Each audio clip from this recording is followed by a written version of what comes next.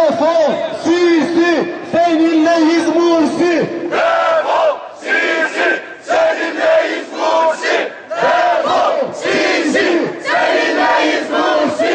Defol Sisi, seninleyiz Mursi. İhvana selam, direnişe devam. İhvana selam, direnişe devam. İhvana selam, direnişe devam.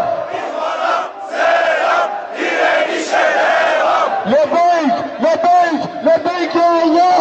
Lebeyk, lebeyk, lebeyk ya Allah. Lebeyk, lebeyk, lebeyk ya Allah. Lebeyk, lebeyk, lebeyk ya Allah. Antep uyuma, kardeşine sahip çık. Antep uyuma, kardeşine sahip çık. Tekbir! Allahu Ekber! Tekbir! Allahu Ekber! Zulme karşı omuz omuza! Zulme karşı omuz omuza! Zulme karşı omuz omuza! Antep uyuma, kardeşine sahip çık. Antep uyuma, kardeşine sahip çık. Antep uyuma, kardeşine sahip çık.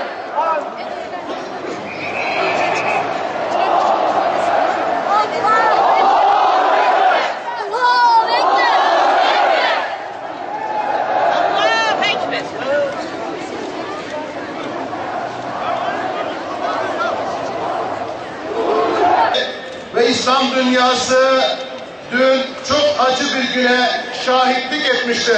Katliam yapan darbecileri şiddetle ve nefretle kınıyor, lanetliyoruz. Mısır'da sadece özgürlük isteyenlerin üzerine ateş açılmıştır. Açılan bu ateşle ölen sadece Mısır halkı değil, insanlık da ölmüştür.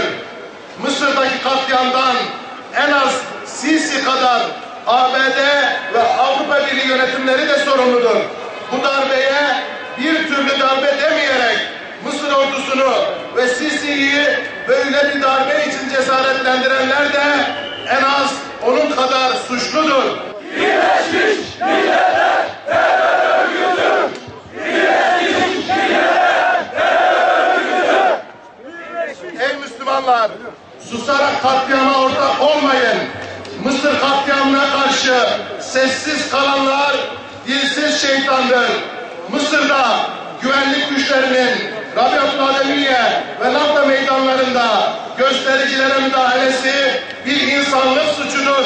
Ve darbeye sessiz kalanlar da bu katliamın suç ortaklarıdır.